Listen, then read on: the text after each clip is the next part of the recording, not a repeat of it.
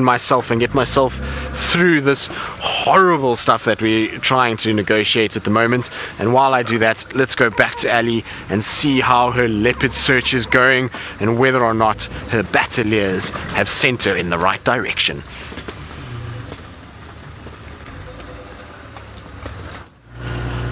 Well, it seems like our leopard search is not going on too well. Unfortunately, the tracks for that leopard we had go into that block, and we've been trying to check it, see if perhaps it comes out anywhere, and even tried going in there, but it doesn't seem like this leopard wants to be seen today.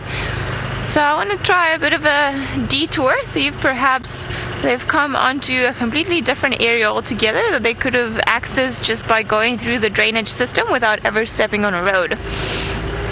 Just to give it a bit of a one last try, otherwise I'll have to say that I've been defeated by leopards.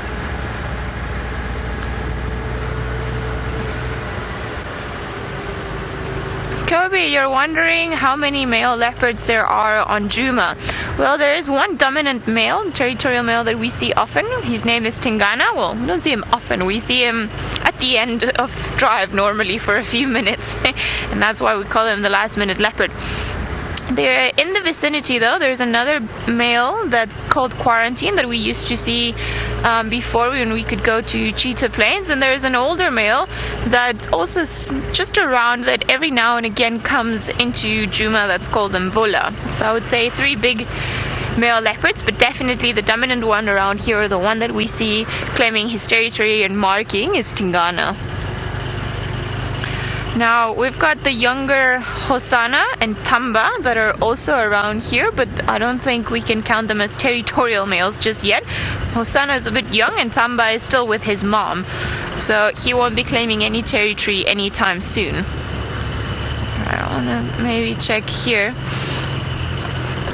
Let's see if perhaps there are any tracks. There don't seem to be any tracks. Just waiting for pretty much any leopards to be around here. That would be wonderful. I see some of the swallows we saw earlier on. The mosque swallows are also flying all around us, but non-stop. I can just see flashes of them with the corner of my eyes.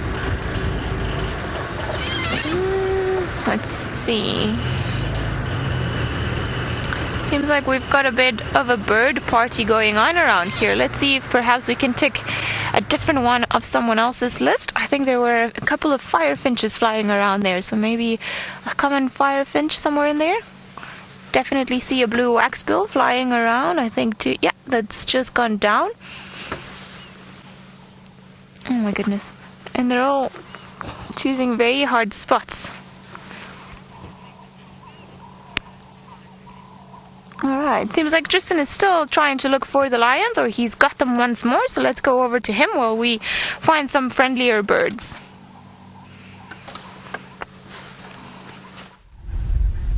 Well, we've at least caught up with the females now. It's not easy going in here at all, but at least we've got the back end of the adult lionesses. So this is the female with the puncture wound on her bum.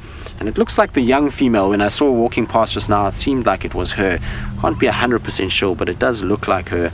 I'll try and get a proper ID as she comes past. But the rest of them are just in front to the left a little bit of where she is, and they're all sort of staring into the distance. I don't know if they're busy trying to hunt something and are looking around and trying to see if they can't just get into a better position to stalk, but there we go. You can see the other lioness way in the distance there.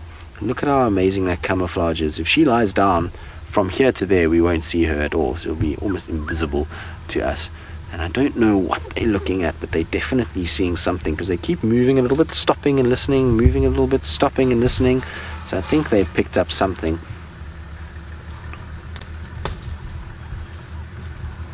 So James, the cubs, I don't know, I'm sure they can kill things like francolins and guinea fowl and lizards and varying other small things like that. I think they would be more than capable of doing so. Whether or not they are is anyone's guess, but they definitely are capable of killing smaller stuff.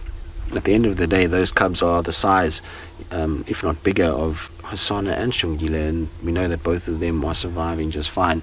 I think the thing is that the moms are still providing so heavily for them, and that lions, tend to target much larger animals, that the cubs aren't practicing nearly as much as what maybe Hasana and Shungile used to practice, and so they're not killing anything like what those two are yet, but they are going to start taking more and more notice of what's going on. And you'll find in the days when they sort of resting, if something comes past, then the cubs will chase things, and particularly if the pride is on the move and they see a lizard or varying other things, you might find that they'll then go after them, but definitely not hunting big animals yet, or even remotely looking like they want to. Every time there's a prey animal, they just lie down and they wait for the moms to take over, and they're taking visual cues from the adult lionesses, not from just their own initiative at this stage. It will change in the next year to come, but at this stage it's still females only, and they then kind of fill in when they have to. Tristan, Yep. we need to get this shot quicker than behind us. Let me just try and reposition. Seb's noticed something very cool behind us, so I'm just going to try and turn quickly. Sorry, Seb. Thank you for showing me that. There we go. How cool is that, guys? So Seb's going to show you now, but all of our naughty little cubs that are part of the Nkuhuma Pride are waiting patiently on a termite mound. Isn't that cool? So there they all are. You can see they're just watching, and they're learning from this. They're seeing that their females are giving a very visible clue. How cool is that? So, dear watcher, you're wondering if the cubs will get names. Well, in all likelihood, no. When it comes to lions, the pride is what gets the name. It's very seldom that you have a situation that the actual animals are named, other than the male lions that form part of a coalition, which is more just sort of a general thing, because the males tend to spend a lot of time on their own. Just easier to refer to them as individuals rather than the pride. The pride system, it's very seldom that we see them broken up too much. You might find a female here, a female there when they're pregnant, but we don't name all the Nkuhuma females. It's only the one that's got amber eyes that has gotten a sort of nickname, if you want to call it that, more than anything else. And so I don't think the cubs will be named unless there's a male that ends up breaking off and going off on his own, but he would then probably just be referred to as the Nkuhuma male, and very seldom do they actually get their own names. When it comes to a coalition, so something like the Birminghams, the reason why each one, like I say, got an individual name is because you can't call them all Birmingham male, and if they are not together, then at least there's a way of sort of differentiating the two. Now you can see this one in front looks like the young male. Look at how bulky he is. He's got, almost looks like he's got a bigger head, and let's see, yep, there, the little testes at the back, I think. I saw those there. Difficult to say, but it looked like there was testes at the back there. It just looks like it's got a very bulky muzzle area in comparison to the others, and always the one in front. It seems to be moving quite a bit whenever the lionesses move, so this little cub moves as well. And the other cubs seem to follow behind this little one. Now, are you a boy or not?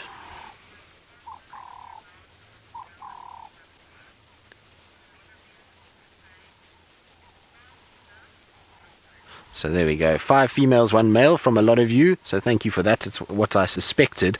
And I'm sure that's the male that was walking off to the side. This looks like a little female that's coming past. And so it's going to be very tough for that one male, unfortunately. He's going to have a real tough time of it. And if he doesn't have any siblings or coalition members, being a single male in this particular area is very, very, very difficult. Unfortunately, a lot of threats that are going to be not working in your favor in any way whatsoever. They're going to have a situation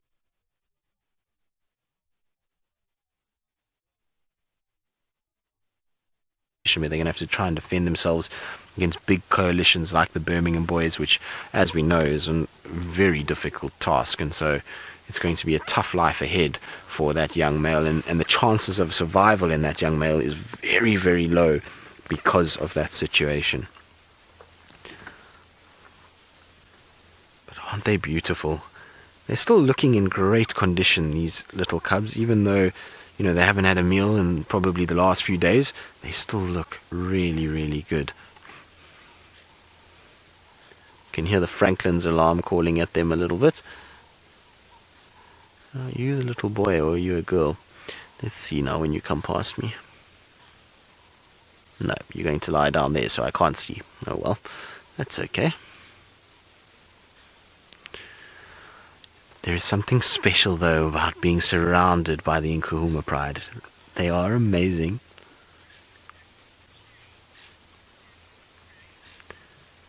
So, Stephen, you're wondering how the lion's hunting tactics change according to prey.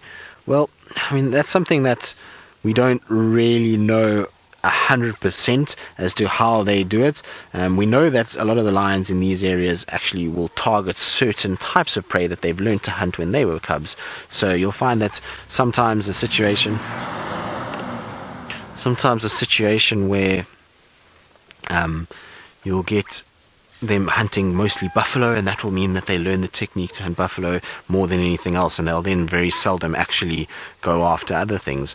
But what we do see with them is that, especially things that are faster moving, is that they try and do more of an encircle kind of hunting technique where they'll try and get one to be on the one side and they then chase that animal towards one another. That gives them a chance to be able to grab that animal before it gets up to full speed and then gets away from them.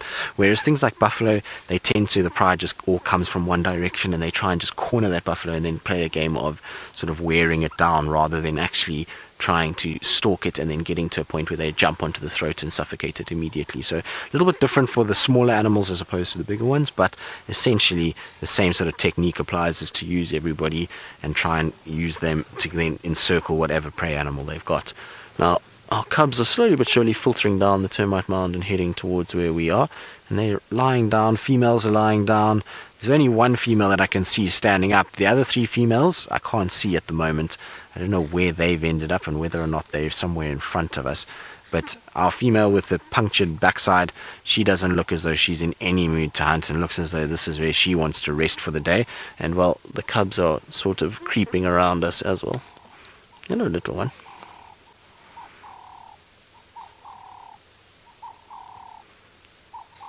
There we go. Are you going to go up the tree? No, just around. How cool is this? We're being surrounded by these ferocious little cubs.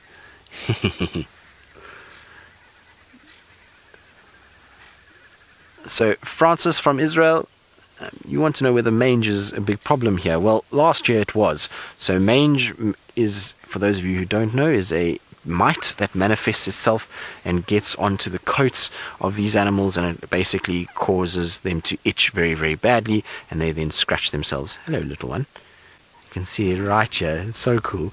And they scratch themselves to the point where they get these big open scabs, and they lose their fur on their coats, and it becomes really quite difficult for them to actually hydrate. The mites end up taking a lot of the moisture from them, and they dehydrate very, very quickly, and they can then die from it. And so last year during the drought, mites thrive in those drier conditions, and so during the drought we had a massive outbreak of mange in this area, and a lot of the lions really struggled with it.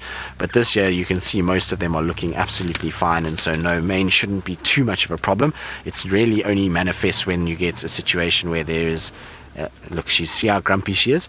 That cub went to where she had that wound and was trying to lick, and look, she's growling at them. She's like, don't come near me, I'm not in the mood, I'm sore, I don't want any of you licking or sniffing around where I've got my injury.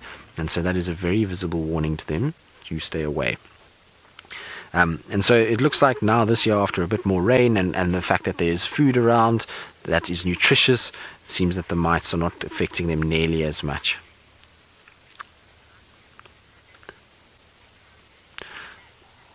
So Kobe is 15 years old. Kobe, those injuries shouldn't affect her hunting. At the end of the day, she's still moving fairly well. It will be a bit sore and she'll be a bit stiff, but other than that, she should be absolutely fine. And when it comes to hunting and adrenaline, you'll find that she'll be able to kind of start running straight away, and the adrenaline will really kick in and it'll help her. So her injury shouldn't be too much of a stress, and like I say, she's walking fine. It's not like she's limping really badly and is not mobile in any way. She's actually moving just fine, and when adrenaline kicks in, so well, she'll be able to chase. But look at the size of that claw, massive, and that's just a little cub. You can imagine those claws are still getting bigger, and those paws are also getting bigger. And you can see baboon tail is now becoming a biting toy here in front. Look, here we go. He was playing with the baboon's tail. He was busy trying to sort of bite it and carry on. And you see how the lionesses all waited for the cubs, and now that the cubs are joining them, it looks like they're going to start moving. So we're going to try and keep up with them and try and see where they go to.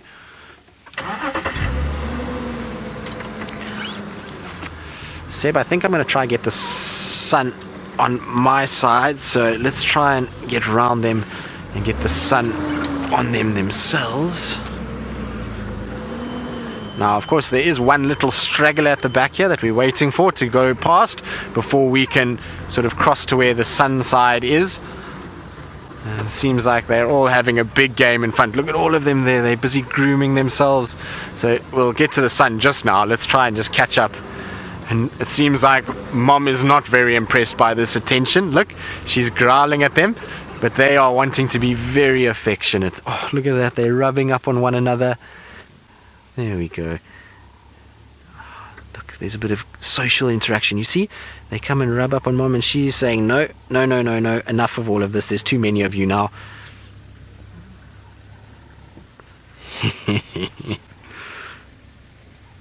That's how you tell the children off. Show massive canines and show your teeth, and that everybody backs off quite quickly. Isn't that cool? Wow. That was a nice little moment to see. And let's see if this one also greets. There we go.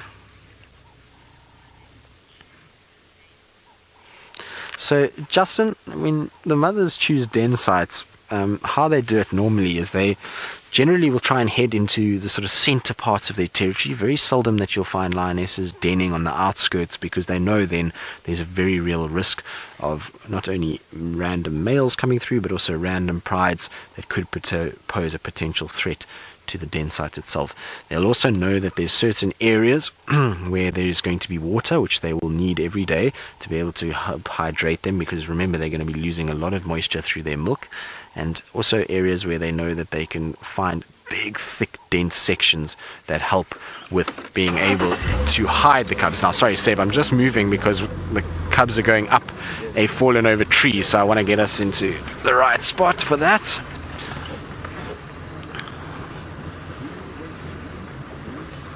Oh no, don't go down.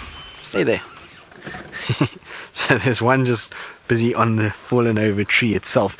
And there you go. So that just shows you lions can climb trees. So I was saying just now that at the end of the day, they will then choose areas where it's thick, it's dense. So either rocky outcrops, areas with lots of tangled roots like drainage lines, or and there's lots of water flowing in the drainage lines and lots of rain around, then they will go into termite mounds that are slightly more elevated and use those from time to time. Oh, look at that. Isn't that amazing? Lion lying on a tree. So there we go. Everybody always thinks that lions can't climb trees. That just goes to show you that they do and will quite readily, and do it quite often actually, and particularly cubs. Cubs love to do this. They like to get up onto these trees and sort of lie there, and oh, look at that. Looks just like a leopard. Are you doing your best leopard impersonation, little one? Look at the size of that paw. That paw is already almost the size of her head. Absolutely massive paws. I think we're going to have a bit of sibling jealousy, because it looks like another one wants to come up, but there's no real space at this stage. Here comes another lioness out of the bush.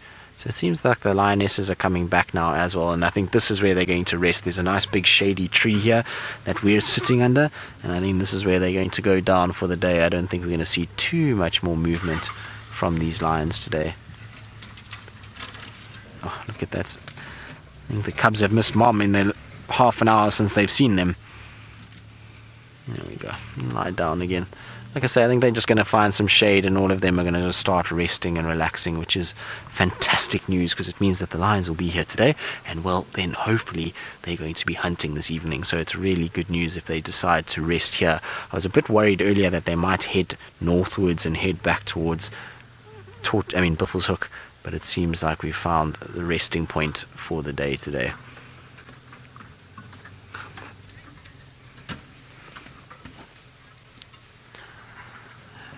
So Debbie, you are saying, is there only one mom for all the cubs? No, Debbie. There is 3 different moms for the cubs that we see here today. So there is 2 older litters that were born in May of last year, and then there's 1 cub from a litter that was born in June last year. So there is 3 different litters in total with 3 different mothers, and that's why you'll find some of them growl at some of the cubs because they aren't theirs and they know who their children is, and so they growl at those ones, and they'll affectionately rub up on their own cubs and let those other cubs go to their moms and then bond with them rather. It seems like everybody's coming back except for our one that has decided to take it very easy. Now, unfortunately, I can't get any closer and get that bush out the way because they're all lying here and I don't want to actually disturb them too much. I might try just now a little bit later, see if there's not another way through, but for now it's very pleasant just sitting where we are, just watching the sort of lions all around us. It seems like everybody's kind of starting to find their little spot to take a break for the afternoon, well, for the day and into the afternoon. That was a very, very cool morning with the Nkuhuma Pride nonetheless, even though it's been a bit sort of stop and start and they haven't really gotten up to too much. At least there's been interest and they've been moving and haven't just been lying absolutely flat like we sometimes do find with lions. They have this tendency to be able to lie very flat. Have you got yourself a stick? Well done, you clever boy. I think that's our little male, which wouldn't be surprising at all if he's now got a stick that he's now going to chew and make everybody jealous. And you can actually see the one in the tree has now popped its head up and saying, hang on a second, am I missing out on something by being the king of the castle here? No, eyes are closing again. It's just a stick, all is fine. That's so cool there. Yes, you are the king of the castle at this stage. And I'm surprised that no others tried to come and get up there. I think they wanted to. Had that one gone further, I reckon we would have seen more of the cubs going up there and might have ended up with 3 or 4 of them. But that one's lying in the road, unfortunately, or in the way, should we say, and therefore means that no way are they going to be able to climb and get over that. Oh. You need to. It's not as comfortable as a leopard makes it look, is it? She almost can't get her head right at this stage, and I think the back legs are slipping out a little bit. She hasn't chosen the very best place to lie because at that angle she's going to be slipping backwards a bit. If she'd just come forward, she would have found a nice flattened section which would have been far more comfortable. But yes, I suppose we found at least a somewhat comfortable branch now to lie on. So odd to see. You obviously don't see this very often at all, but the Nkuhuma Pride cubs seem to like to climb quite a bit. We've seen them a lot on trees. There we go. I think it's realized this is not the way forward. Leopards are crazy. I'm not going to lie on this any longer, and down it goes. I wonder if one of the other lionesses is also not coming back as well. Now, I believe Ellie has taken a short walk around to try and see what's going on when it comes to the spotted felines of this area. And so let's go across to her and see what updates she's got for us after her little morning stroll.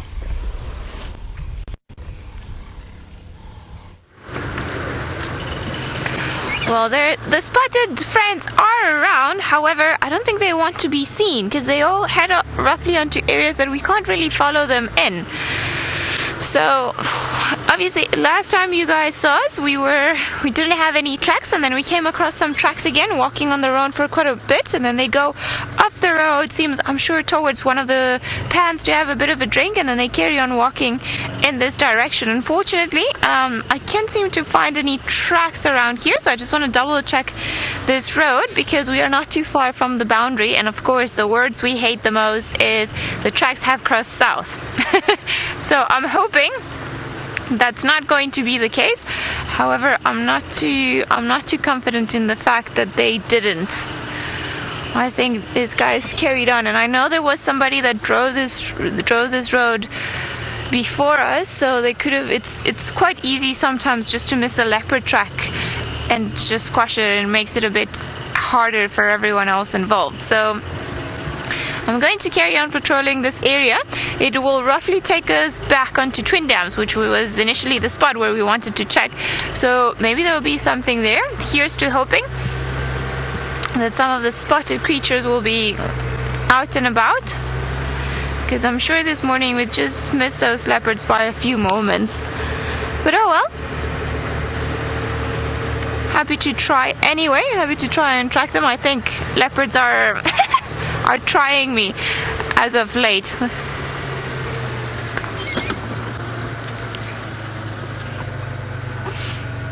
Lauren, you're wondering when leopard cubs leave their mother. Sorry, I'm just trying to see if perhaps there are any tracks around here.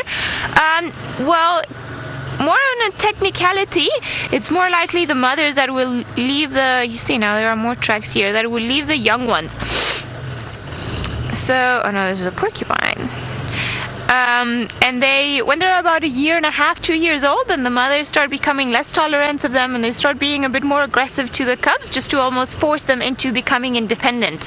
So about 1.5 years, 2 years old, that's normally the case. There are records of leopards staying slightly longer with their mothers, and it normally also coincides with the time where she's ready to have her next litter of cubs. So she clearly doesn't want her older cub that's going to steal the food from her while she has to feed the young ones. But they will still recognize each other and remember each other. So often what will happen is you'll see the older cub and the new cubs and the mother all sometimes feeding together until the situation becomes a bit too aggressive for all involved, and the young ones learn that they're not welcome for dinner anymore. Right, seems like not too much around here, so maybe let's just carry on towards Twin Dam, see if there's anything else around there, because lots of things have been walking around during the night, but maybe not so many during the day. And I would have thought that they would have loved now that it's nice and warm and that the temperature is finally starting to rise, because the mist is all gone. But who knows, maybe they had intentions of their own this morning.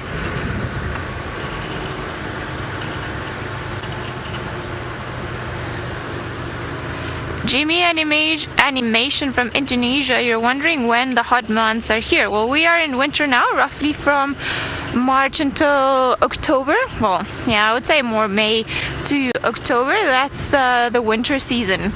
And then from November to around about beginning of April, that is our hot season. And the temperature can rise to, I think I had it here in the Sabi Sand where it was about 52 about 2 years ago. That was a very hot, blazing summer. But now the temperature just goes down to maybe 10 degrees. I feel like this morning it was slightly less than that, and during the day it might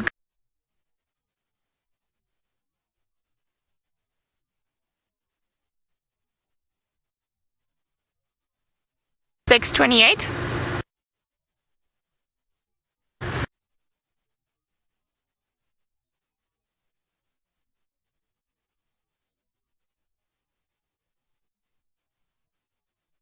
Up to 26:28.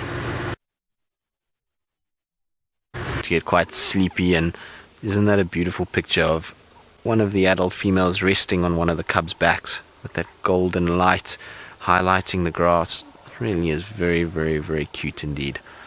So mom's obviously had a long night. It's now time to use kids as a pillow, and that's how it's going. There's another one of the cubs, and well, they all just scattered around in various sections of this area. They're not lying really that sort of packed up together. We've got Amber Eyes, who's joined us very closely.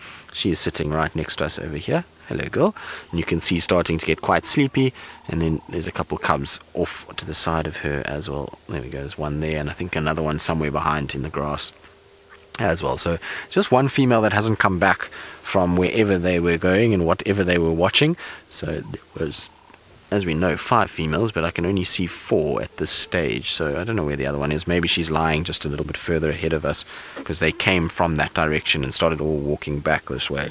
But they found the perfect place. Like I say, there's a nice tree, lots of shade that's going to be here. So I'd imagine this is where we're going to settle for the day. Now, in the background, you might be hearing a sort of chopping sound of a helicopter, and well, that's the anti-poaching helicopter that's just flying up and down doing a boundary patrol at this stage, and it sounds like they're just picking up some of the anti-poaching guys from not too far away, and so they're just in that area, and so there will be a bit of a noise in the background.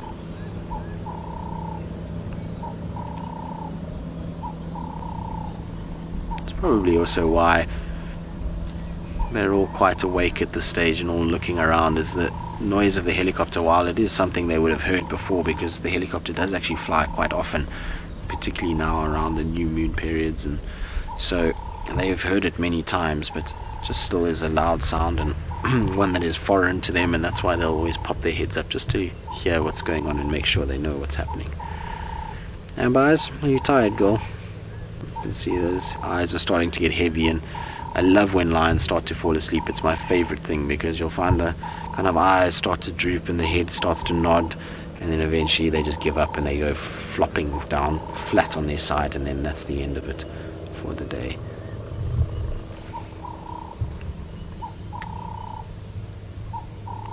All very sedate now, and well, why not? It's a sort of warm Tuesday morning and nice just to absorb a bit of sunshine and take it nice and easy, and I suppose they've been moving around most of the night, so perfect time just to have a little bit of a rest.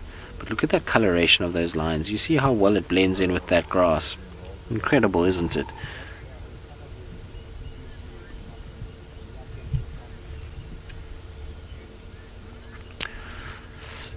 So Daniel from Florida, you want to know whether the lion's roar carries further in the Mara than it would in Djuma. Because of the open terrain and the way it is there's not very many obstructions, I would imagine, yes, that it probably does carry slightly further, particularly if the Pride is on that escarpment area going up towards the mountains, then being slightly higher and calling over that open section should carry very, very far indeed. Here we've got a lot of obstruction in terms of bushes and trees, and which will all absorb the sound vibrations, and so yes, probably find that it does actually carry a little bit further there. We'll have to ask Brent and Jamie and James, and when they're next on, and Scott, as to what they think as to whether they can actually hear the lions from a lot further away than they did here, or if they think that it's pretty similar. I would imagine it would be slightly more, though. Less obstructions would typically mean that you would be able to hear it better. Also, the terrain there being a lot flatter, they don't have these undulating areas where if the lions are sort of calling away from you, then it sounds like a little bit further than what it is. Now, what does affect lion roars, and particularly here at the moment, given that we had this cold, misty morning, would be this cold air. And you often find that the sound carries just a little bit further when it's colder. You'll find that on really cold mornings it's often quite difficult to locate them because your ear almost gets in tune with the sound, and then when you get a very cold morning it carries a little bit further, and you can often sort of mistake where it actually is in comparison to a sort of warmer day that you're used to.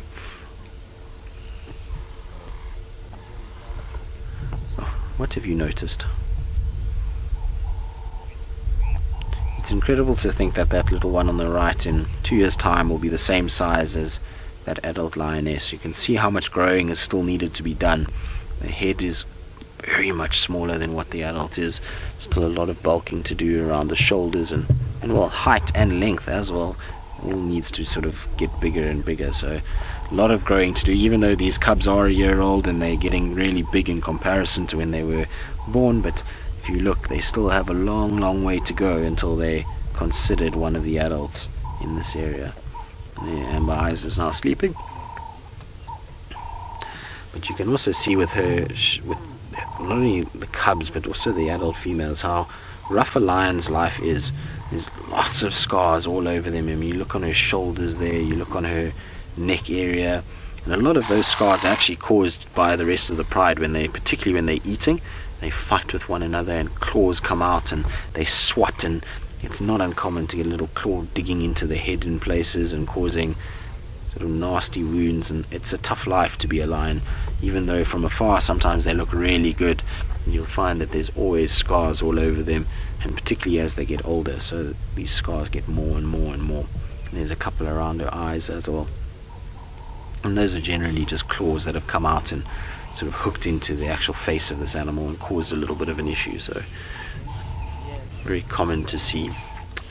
Nice that we can be that close to be able to see them. Now, I've also noticed on Amber Eyes that she got a nice big nick out of her ear, and I've never actually really noticed that on her. I'm sure she's had it for a while because there's no blood or anything like that, but her right ear, you can see there's a nice notch there, and that's healed long time ago, but I've never really noticed it before. So for all of you that like to sort of do IDs and things that we use to ID, that notch right there is a very clear way to ID amber eyes. You've got that little V there on the right hand side, and then it comes down and quite a sharp notch that she has. So there's a way to identify just her, if it's just the back of her head, for the future reference. For those of you that will take screenshots and keep that in the ID bank, we'll be able to then use it at a later stage. You can see this little cub's also got a notch out of its ear too.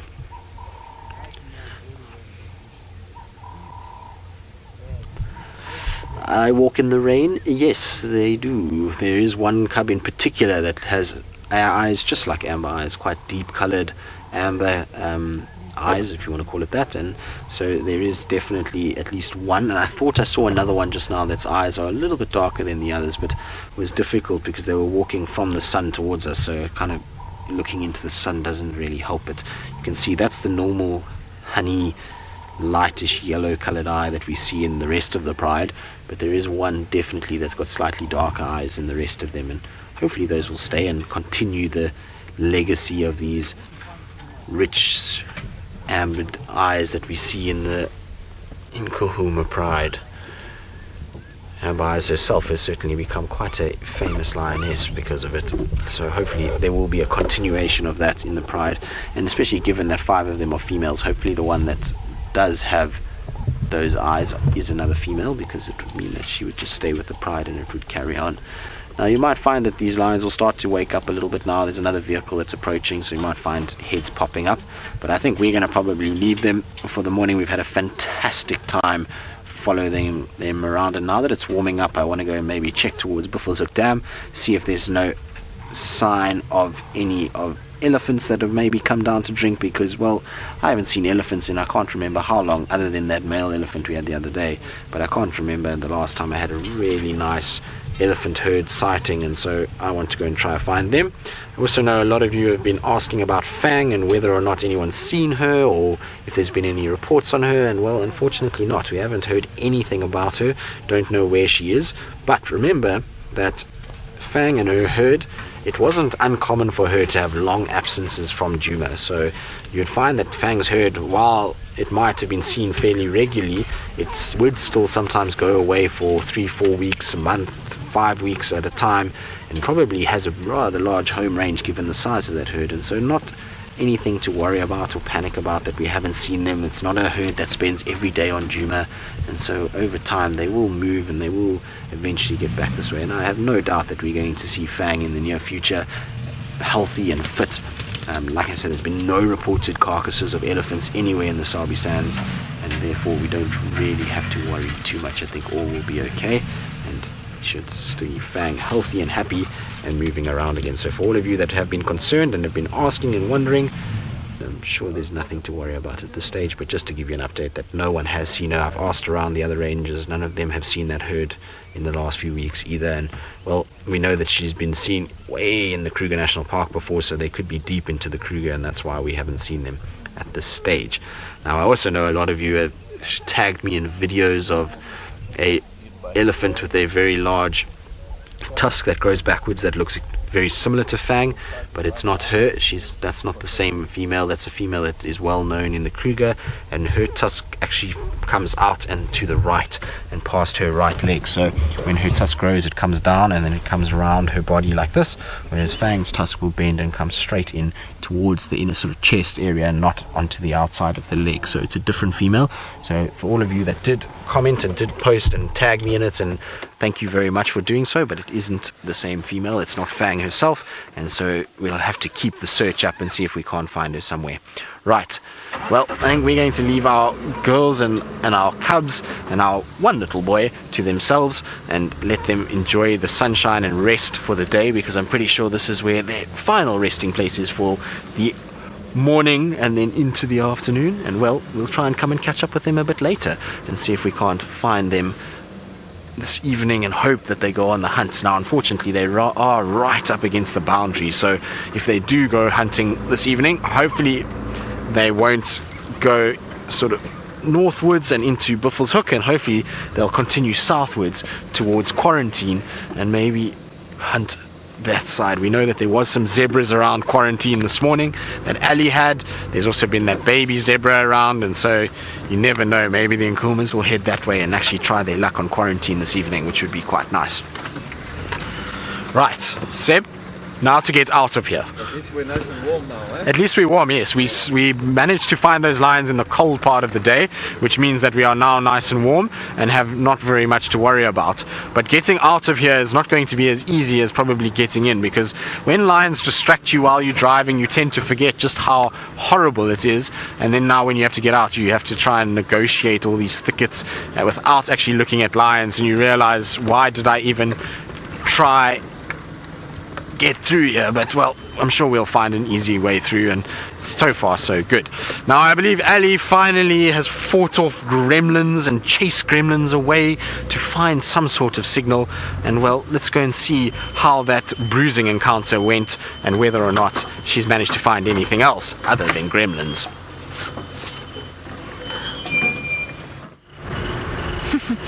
I seem to be able to find lots of gremlins and animal tracks going up and down, up and down, and up and down. No, unfortunately, it seems it's a bit quiet down here. We have smelled that typical popcorn-like smell when leopards walk around, or scent mark. However, seems like no leopard around here. Not even a good old leopard track. I was hoping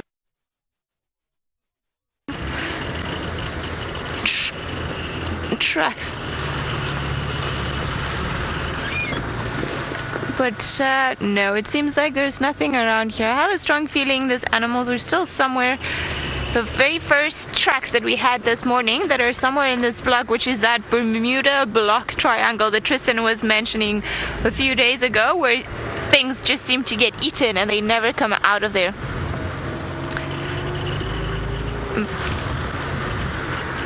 But we shall see. Who knows, maybe we'll get lucky. Maybe they have been sleeping around here. We are keeping an eye out for pretty much anything we can find, and of course fighting off should any other gremlins decide to attack us.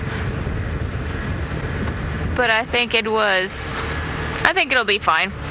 I have hope that we'll be able to see one of our spotted friends around this morning, but if not, I think we've had a very fantastic morning. And just looking at the Nkuhumas and knowing that they're still around, because it's been a few days since we last saw them, so it's always good to hear that they're back and that they were found this morning, so yay. Now, this is where we had those last tracks, and I would like to see roughly in what direction these creatures go. Just to see, because I haven't seen them come out, so I think they just pretty much carried on going straight in. Ooh, but that is a very difficult block to maneuver around.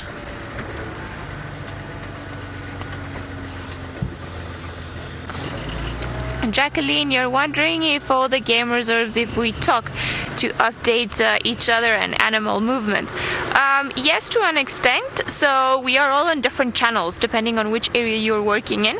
So in this particular channel, we will hear the people from Buffelshoek, Torchwood and Chitwa Plains, but we won't hear any of the other ones. However, there are some vehicles that do have other channels for some of the other reserves. So for example, if we wanted to go to Arathusa or Chitwa, then we would have to swap into different channels on the radio.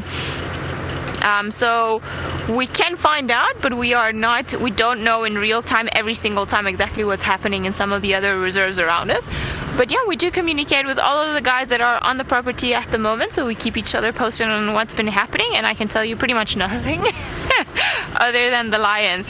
Just the leopards tracks we had, and unfortunately they don't seem to be headed anywhere that's particularly busy, or I actually think the tracks cross south into Hofmann's, but I think somebody drove over them. And that's been pretty much it around this morning around Djuma. I think everything's been quite quiet. Perhaps everybody else knows that the lions have been busy on the hunt, or that they're looking a bit hungry, and that's why everyone's a bit wary. Alright. I don't think any tracks have come up here. Alright, but I think unfortunately the tracks have escaped us, at least for the time being, until we find some more.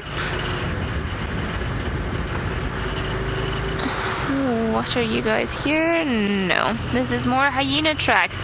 And it is funny because we are checking some of the hyena dens all around, but we think that they've moved into another den that we might need to try and find, because they are quite active and they go towards the vicinity of the old hyena den where we used to see them often and where we saw the little ones. But I think perhaps there's another den further into that Bermuda blunk where they have all moved into.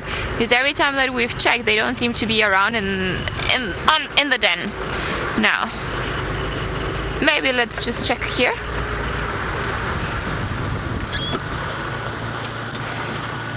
What is around? Warm up quite nicely now that the mist is all gone. There was, let me just double check, because there was a funny looking thing, but very likely it's just a log, so I can't see it now. It had a bit of a lion head, let's put it that way. But it is not a lion head. It is a termite mound that looks like it's got ears. Maybe like the one where you guys had Hasana the other day. Those screenshots were quite funny. He seemed to have found a very comfortable place where to put his head on.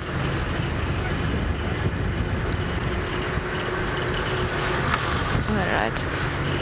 We're going to carry on looking for pretty much anything that we can find that's half alive. But while we do that, let's go to Tristan, who seems to be playing a game of hide and seek with one of the birds.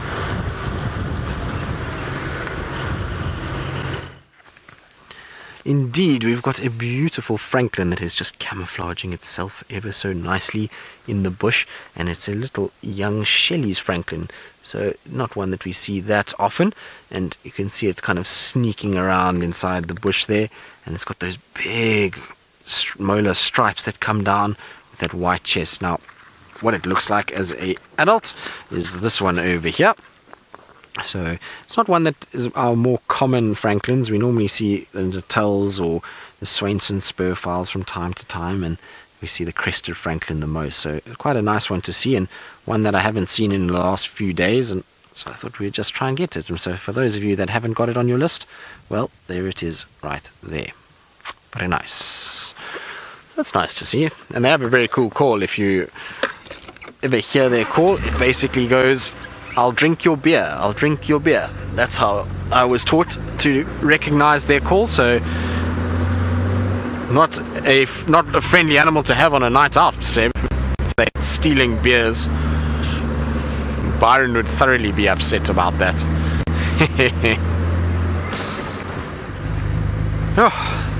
What a successful morning that was.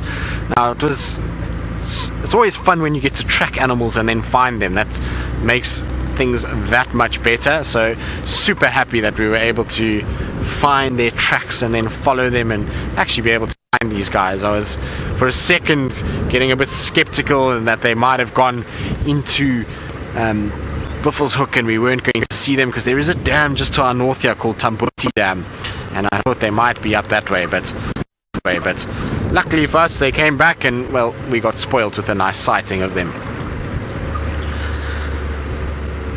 Now, I'm not sure where I'm going to go from here. I think I might just slowly meander my way back home and try and go past sort of Gaudi Cut Line and head slowly along Central, and maybe go and check around the dam and see if there isn't any sign of Ellie's. I was going to go to Buffelshoek Dam, but there is a vehicle in front heading that direction, so, well, I'll leave that to them. And we'll take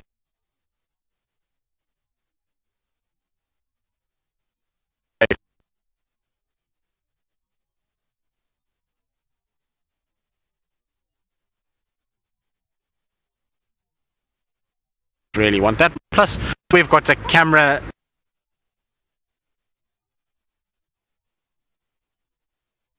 to stay stationary. Tell you all to go across to Ellie, because I think the gremlins are about to attack. No, not the gremlins, but I'm sure Tristan will be able to fight them off.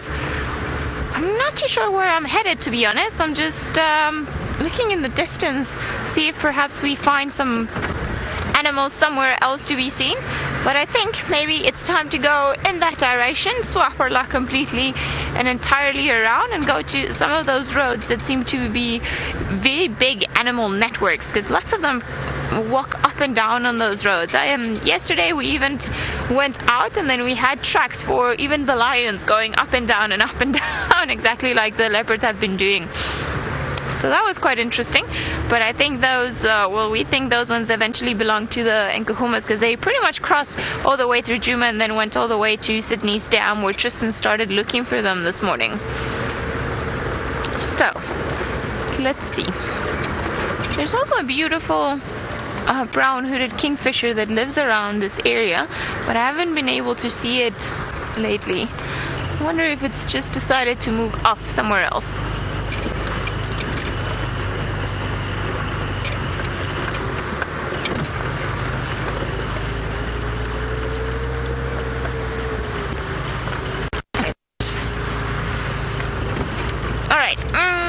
Let's see, it seems like one of the Birmingham boys is busy enjoying the company of some other girls somewhere in Manyeleti. So I think he's been with that one of the females, but I think it's one of the females from the Torchwood Pride, because they seem to, this particular female seems to be in heat, so they've been mating the last few days. So look at the Birmingham boys expanding their sphere of conquer even further into the Kruger National Park. Well done, guys. Now, oh yes, a living thing.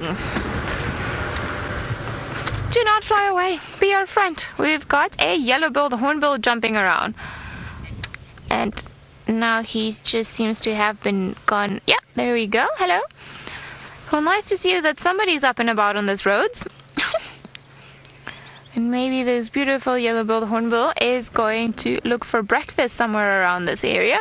I think he looks particularly hungry, and that very funny way that they have of tilting their heads, because clearly they can't see ahead too long because of their beak and because of the fact that their eyes are on the sides of their body. So if they want to look down, then they have to tilt their head onto their side, which is quite funny. See, there we go.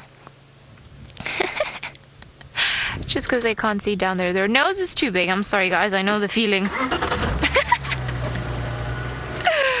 Alright, let's carry on. And I think he's flown away, as you can see further ahead. And we shall see what else we can find. Hopefully, beautiful things. Come on, spotted creatures, be nice to us.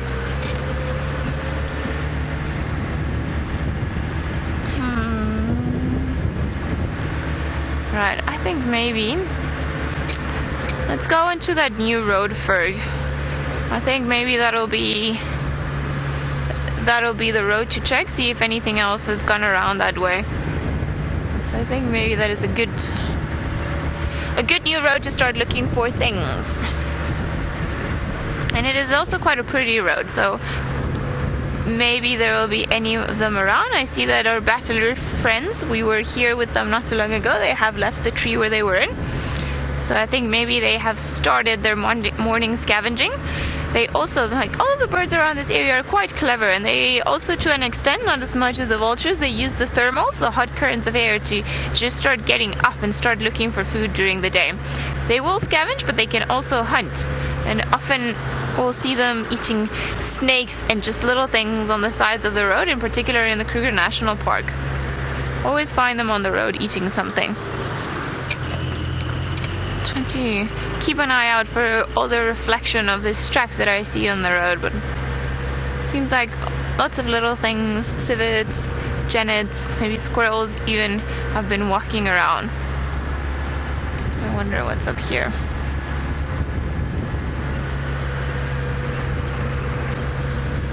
It's been quite quiet this morning, and I wonder why. It's not like the lions have been particularly noisy. I think maybe everyone's in a bit of a panic, because we are approaching full new moon, so the sky is going darker and darker, and there's less light available for all the creatures to to just exercise some caution during the night. So it's perfect nights for lions and leopards when they go hunting, because they have the cover of the night to protect them when they go and start moving around. Whereas when it's a full moon, the animals or the prey species, come on Ellie, you can do this, they can see further away, so it becomes a bit harder for them. So I wonder if that's why everyone's been a bit on the hiding point this morning. Maybe they all had quite a long night. I think that would be a good reason why. I think now we're starting to fit the pieces of the puzzle together. I think Tristan's managed to fight off the gremlin, so let's go over to him and see if perhaps he'll get lucky again with another spotted cat this morning.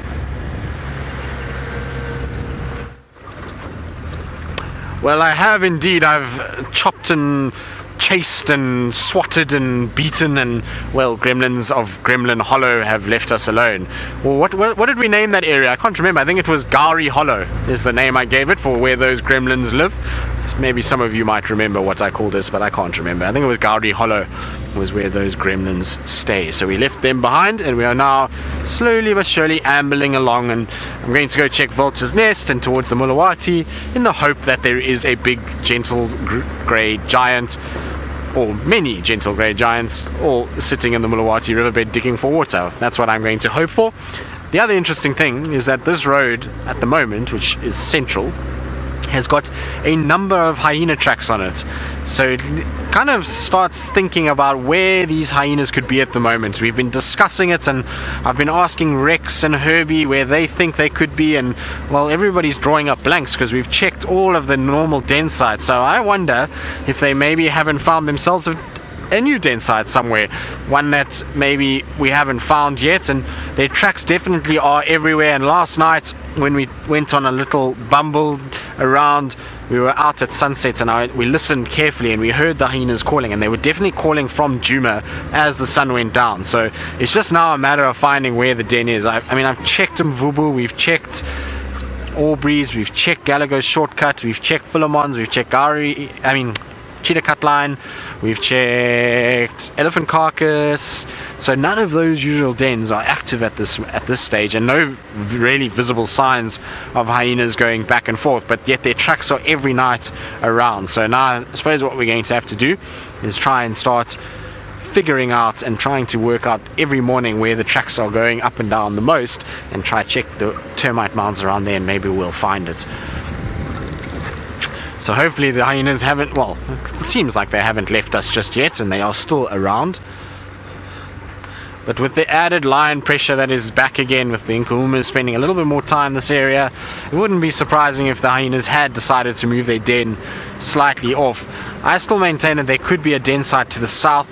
Ever since we've seen that den on Philemon's Cut Line, there's been the higher ranking females moving past Treehouse Dam and south into Hoffman's almost daily, and I've watched them do it multiple times, and so I think there might be a den just to the south of us on Hoffman's as well for the older, bigger and more sort of dominant females on that side, and then our younger females, or our less sort of, or submissive is probably the better word, females are this side.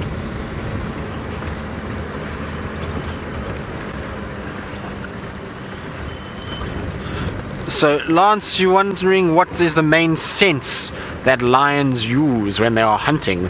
Well, Lance, depends on the conditions, and I suppose their eyesight probably is their number one sense. That's what they will use when actually actively engaging in the hunt.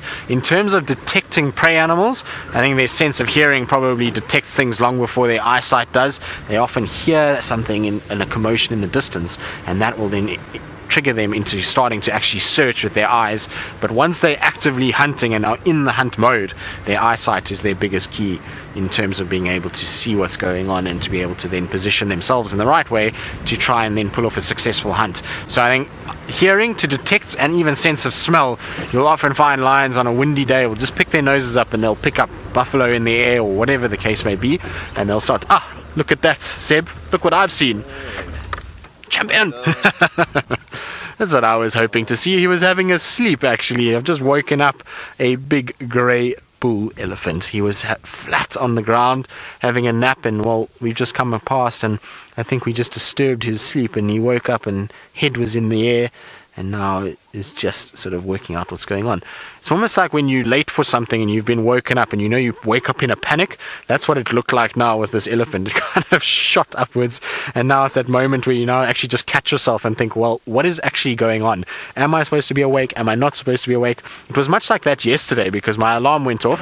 I forgot to turn my alarm off for morning game drive, and so my alarm went off, and then it's that panicked, am I late for work? Did I miss drive? And then you kind of have that moment of realization that, well, no, actually I'm not on drive today. And so is that good? We good there? Seb, how's that? That better? So I was just going back so that we can actually see the elephant because, well, he was obscured by many a tree, and there he is. So you can see young bull's got quite small tusks, not a very big bodied elephant at all, and he's, I would say, probably in his early to mid-20s, maybe a little bit older than that. His temples have sunk a little bit, but that might just be because of conditions that we've had. You know, we've had drought time, and it'll take a bit of time to get all the weight back on and fill out everywhere. So he's not a very large individual at this stage, and still will be growing, that's for sure. Good morning. I'm sorry we woke you. I think he's going to slowly but surely start to feed, which is what elephants do. Once they've decided that they're now awake, it's then time to start feeding that appetite, that massive appetite that they've got, and you'll find that they'll start shoving in trunkfuls of leaves and kind of slowly chew them like somebody having their morning coffee when they're half asleep. They kind of sit there and have their biscuit and coffee and, well, contemplate the world, and that's how the elephants often look after they've woken up. They kind of, are you going to lie down again? No, I'm not going to lie down again. I thought for a second there I saw his head starting to go down, and I thought maybe he would lie down for us, but it looks as though he's just standing dead still at this stage. It's amazing how easily you'd be able to miss that. With the camera, it's very easy to see that sort of bum in the bush, but from our perspective, if you were kind of going past and he took one step to his left, you can see there he almost disappears into the bush. So that's the perspective we have at the moment. And that elephant is almost non-visible, or no, it actually isn't visible at all, bar that back sticking out there. And so when he was lying down, had he not stood up, we would never have seen him at all. Amazing camouflage for such a large animal.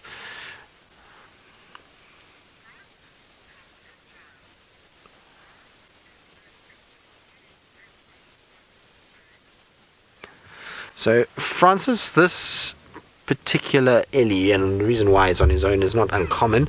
Many of the bull elephants are by themselves.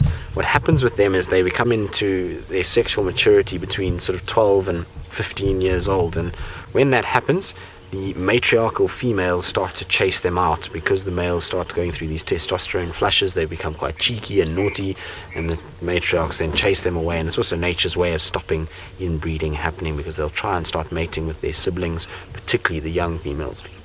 And so what happens then is they get kicked out, and they then live this life as a bachelor, which means they'll either join up with other male elephants. It's particularly up in the northern parts of Kruger, you see quite big bachelor herds, or they spend time on their own like this, and they'll wander around and feed and take it very easy. And only when it's time to mate, when they come into a condition called must, which is this heightened level of testosterone, will they then start to actively search out females and spend time with females.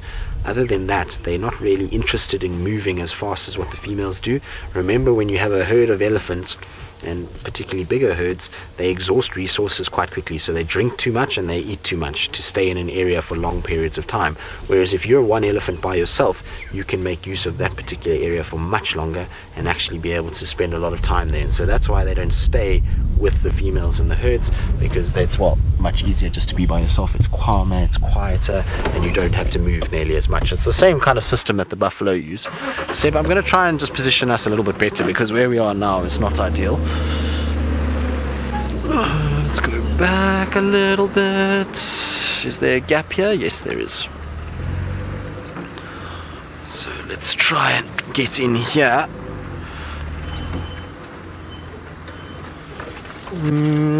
Which way am I going to go? I think if we just go straight here, Seb, we should get a really good view of this male.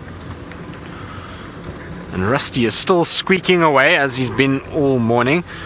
Hopefully you just need to grease up some of the joints. Right, now our Ellie is right here, so that's much better. There we go. Seb, how's that? Much better, I agree. So there is our Ellie, just busy feeding in the shade of a big Maruda tree, and you can actually see where the grass was flattened close to him, where it was nice and flattened, and there was an area where he was actually lying down. But there we go. No, it's just on the right there. It's very difficult to actually see it, but just there. Yeah. So there we go. You can see where it's all flattened, where he is actually lying down on the ground in the shade of that tree. And he's now just starting to feed. Slowly but surely he's kind of going to go to different plants and different vegetation. A lot of the plants that we get out here are actually very interesting in that they will have some sort of chemical defense. They produce tannins that start to make the leaves bitter, and you'll find that's why elephants don't destroy an entire tree at once. They'll eat a few leaves and then it starts to get bitter a little bit, and they'll then take that and will leave that tree and go to the next one. Now there is one tree in particular out here that is very, very clever, and that is the acacias. And when I say clever, and you might think, how can a tree be clever? But, well, trees are clever because in the acacia species, that's buffalo thorn that he's busy feeding off now, so it's not one of the acacias, but acacias will actually secrete pheromones that are carried by the wind. And those pheromones carried by the wind then land and go towards other acacia trees, and they will basically talk to one another, and they'll say, I am under siege, I'm under attack, start to produce your tannins now. And so what happens is those acacias start to produce tannins, and then the elephant says, or giraffe or kudu or whatever the animal is, moves along to those trees. Those trees are already starting to taste bitter, and leaves that whole grove around, so they actually communicate with one another, which is quite incredible. So it's pretty much trees talking, which is crazy. It's a lot more intelligence than we give them credit for, that's for sure. Trees always seem like inanimate objects to us that have no personality or anything like that, but well, they can talk to one another and they can tell each other when a threat is coming, which is absolutely mind-blowing if you ask me. Now there are the odd birds around. I saw a little fork-tailed drongo bouncing around there just now, which is pretty typical. There it is. It actually just flew past its face, 2 of them, and they've now just flown off again. So they've now seen an opportunity as this bull has stood up that it is now time to start hawking some insects and have some breakfast, just like the elephant is doing. I think our Ellie is going to saunter off down towards the Mulawati, and I wouldn't be surprised if he shows up on dam cam at some stage today. He's kind of heading down towards the Mulawati, and the Mulawati can either then turn left and go down towards Twin Dams, or he's going to turn northwards and go up towards the dam camp. So it wouldn't be surprising if he does arrive in that area. It's not that far away, and in fact for an elephant would be an easy morning stroll. Now once he presses on and deep into this thicket, we're going to leave him there because, well, it gets very dense in here and very thick, and I'm not going to go bashing in after him and leave him to his morning's breakfast and leave him to have a sort of lay-in and sleepy start to his day. But you can see, Ellie was commenting earlier that it's going to be quite warm, and you can see that already by the fact that this elephant's ear is flapping. It's, you know, not late in the morning, and the elephant's ears are already starting to kind of move and try and help cool their blood down. So it's going to be a warm day, that's for sure. There we go.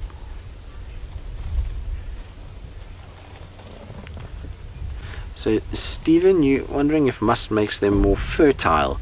Well, the males, that is. Stephen, I'm not sure it makes them more fertile. It's just that they get into this sort of frenzied drive to want to mate. So they, you know, testosterone is being pumped through them. They want to prove themselves as dominant, and that drive to mate is there. I'm not sure if it actually increases any sort of fertility. I don't think they get an increase in their sperm count. So it's just more their behavior and actively trying to find females changes more than anything else. I don't think they become more fertile at that time. It's not like a female that will ovulate and be more fertile at certain times than others. So it's more just a condition of actually trying to find females and then utilizing that condition to dominate other males and be able to then breed more than anything else. What a gentle soul this Ellie is. He's in no way even looked at us since we've been here. There's been no worry of our presence, and he's just having a really lazy morning, which, well, why not? It was a cold start to the day, and so I suppose bed weather was in order for most of the animals that are active during the day, and now that it's heating up, time to get going and time to get active and go and have a nice drink somewhere and have something nice to eat. So if it was a misty morning and I wasn't having to be anywhere, I definitely think I would have also had a bed day. Would have been a perfect morning to have a rest.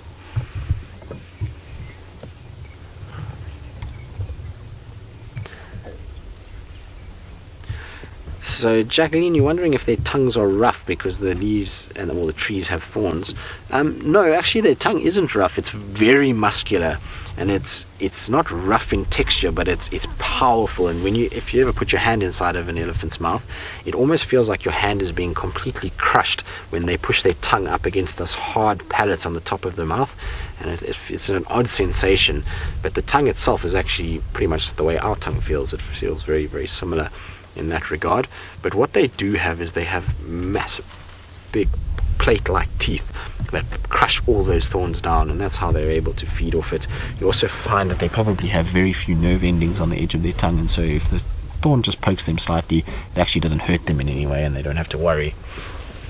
Now, in a situation where you've got things like giraffe, their tongues are also actually not rough. It's just that they are lacking nerve endings and blood vessels, and that causes that darker black tongue to form, and therefore doesn't get hurt or cut or bleeding or anything like that when they do eat thorns like this.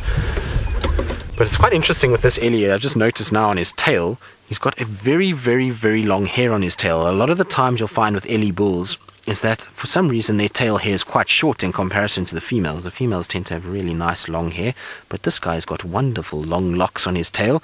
Look at that. It's a very bushy tail. And often you'll find, I've seen many bull elephants with really just little short spiky strands coming off there, and that guy's got a serious set of locks off his tail. Nice. Very.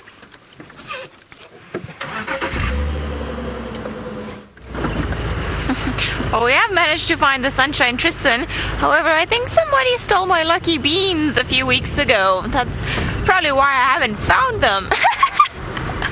So I think I'll be on the lookout for some more lucky beans that Tristan seems to have stolen from me. Or maybe I'll just get him to find me some more ones. No, we actually even had some more leopard tracks earlier on, but I think they are the ones that connect eventually with the first ones. I see a living creature. Yes, very excited to see an animal. It is one that we see often, but perhaps because it's on our way, let's do one more check of the hyena den.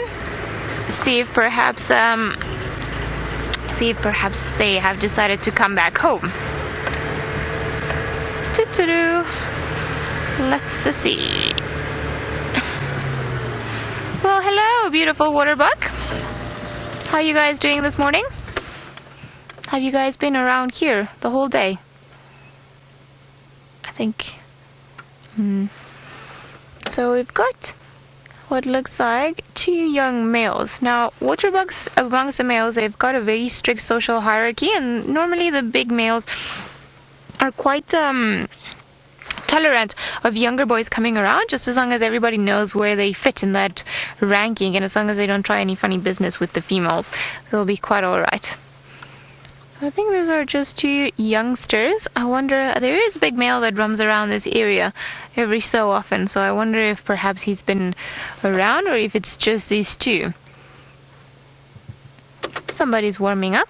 Alright, let's carry on towards the hyena den, see if perhaps there are any hyenas around there that have decided to come. That would be quite nice, wouldn't it? Because I see their tracks, and I know Tristan was mentioning earlier on that hyenas have been active, and we see their tracks coming in and out of the den often, but then I don't know if they're carrying on into another termite mound further into the bushes, because the road is full of tracks for them, and it's quite fresh tracks, all tracks from yesterday. So I wonder. Alright, let's see. Fingers crossed maybe they would have returned to this one. I'm not too sure if that's exactly what's going to happen. Come on, hyenas.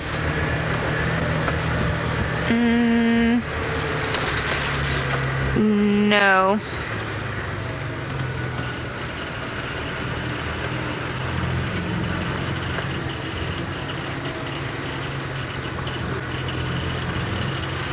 Maria and Dicking, you're 5 years old and you're wondering what my favorite animal in the bush is.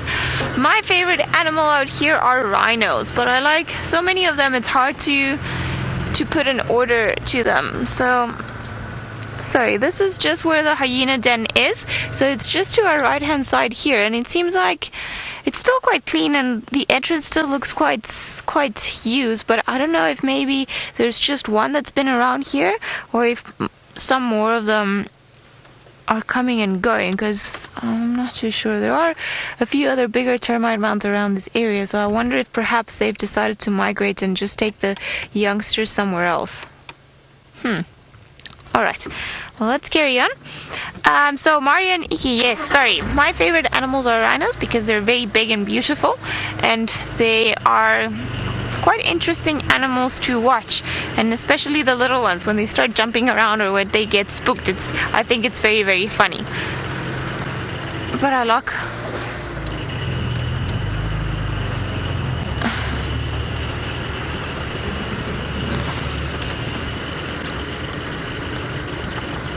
Yes. Let me just give a quick update. Yeah, I'm sure those tracks are the same ones for the ones that I had on Pangolin track. Also for Mafazi and a young male, and they started walking up and down. And last tracks I had, they were headed roughly onto Twin Dams direction. Yep. Alright, sorry guys, it seems like Tristan has found where the leopards that we had in the morning, where they started walking.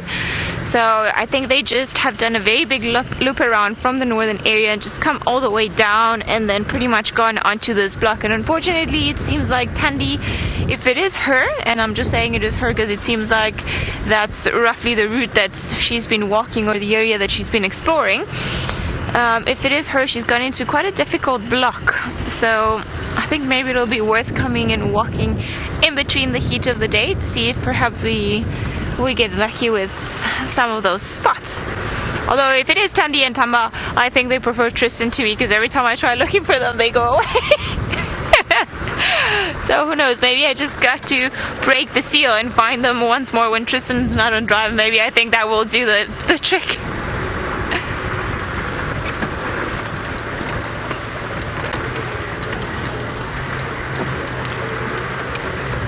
Alright, I'm gonna carry on finding out where Tristan is, but in the meantime, let's go over to him. Let's see what he's up to.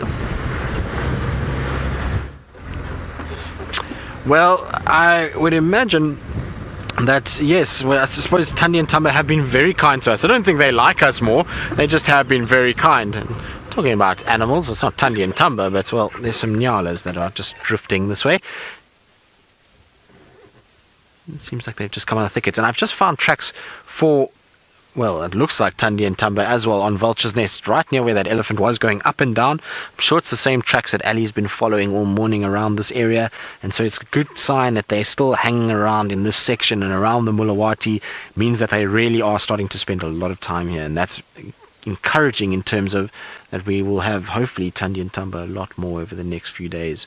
Or next few months, and hopefully they settle down in this area and we'll get lots of sightings of them. They really are a beautiful mother and son combination, that's for sure, much like our Nyala. Our Nyala are very pretty animals, and slowly but surely just, and I think they're going to use this thicket, and they'll try and hide themselves as much as possible, and then they'll get towards Chilipa, and there comes one more just coming out of the thicket. There it is. Beautiful animals. You can see how slowly they walk. And there's a young male. His horns are just starting. His coat is just starting to change color as well.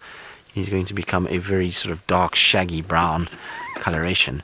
Now, it sounds like Ellie's luck might be changing, but we'll have to see. I'm just trying to hear on the radio, but it's breaking up so much I can't really hear what's going on. But it sounds like Ellie might have had a change in luck and that she might be heading somewhere to try and find one of those spotted cats. I might be completely wrong, of course, but it sounds like I heard that. I'm not 100% sure.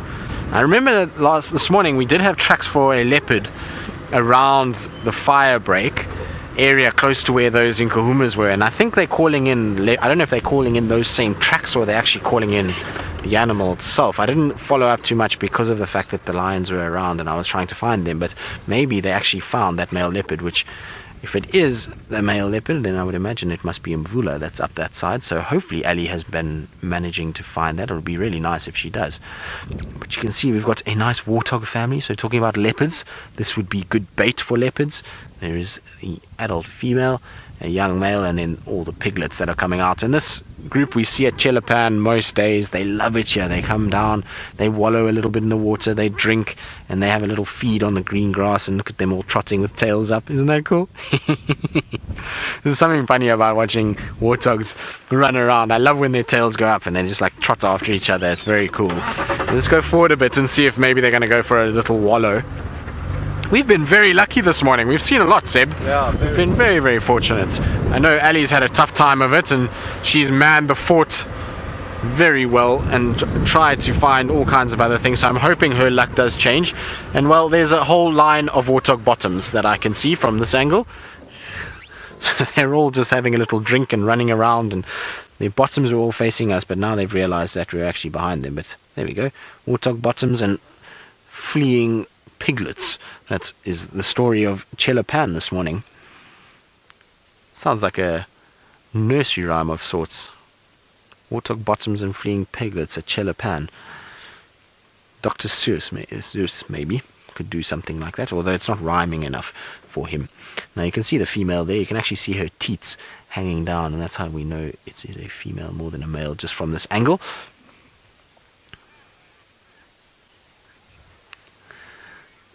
So, Laura Moore, you say pretty warthogs. They are. I like warthogs, and particularly when they're young. They're super cute, and they run around, and they've got a bit of spunk and energy about them, so I quite like warthogs, and I quite like watching them, particularly when they come down to water, and especially if we maybe see them start to roll around and have a really good swim and wallow. That always makes me entertained when you just see legs in the air and kind of tail going everywhere, and their manes getting covered in mud. It's quite entertaining. Now I wonder if this is James the other day found that we can see her turn around and we can see if this is that female, because it's very unusual to see. Generally that would be a way to indicate male versus female, but it seems in this case that... Are you the female? Oh, I can't see, the monitor's too light. Looks like a female. Doesn't look like there's any testicles. Of course now there would be a piglet in the way that I can't see what's going on. Can you move, please? Yes, you. Please? Please? No.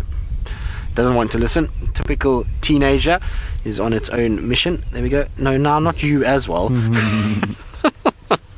It seems like we're destined not to determine what the sex is of this particular warthog, because the piglets are all, well, blocking the view, so to speak. So as one leaves, another one comes in. Yes, you lot are naughty, all of you. Off you go. Come on. Come on. No. No. This is impossible. Well, I'm being tormented by these warthogs. They seem to not be wanting to show whether it's male or female. Maybe it's embarrassed and it doesn't want to show us its rear end. There we go, it's coming out. It looks like a female. There we go. So I think this is the same female that James saw. There we go. Now take care. You're wondering what makes the tail go up. Is it bones or muscles? Well, it's muscles.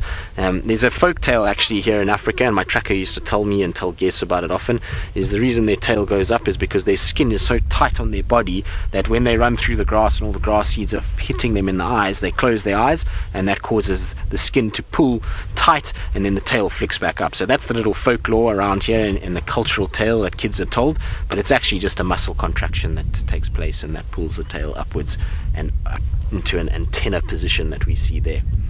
Right, well, we're going to leave our warties. That was quite entertaining. I quite enjoyed them. Thank you, guys. Of course, you were not very obedient, but, well, you were at least quite cute. And so if you're not going to be obedient, be cute is the story of today and the lesson for this morning.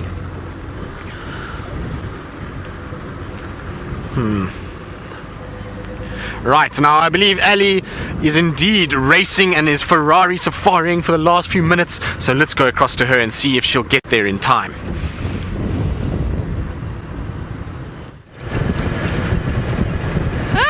The pressure is on! Seems like there is a leopard, good old Mbula, not too far. So, Tamboti Dam, this is where he should have been. So I just want to get a hold of the guys, see whereabouts was it. Ralph, Rally Ralph. Yeah, Ralph, confirm, are you west of Galago Shortcut, or must I carry on coming east from Galago Shortcut?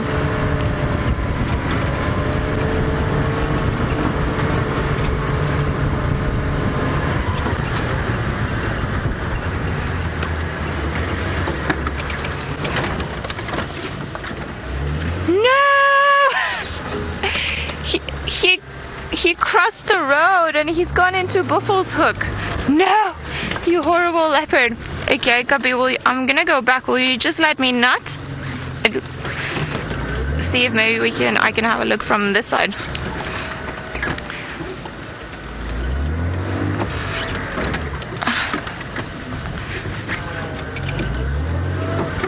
No, it seems like he's gone all the way inside. He does have a kill. But unfortunately we tried. I think he's just decided he likes Buffalo's Hook. But we tried. We'll see you guys this afternoon. Maybe we'll see them today.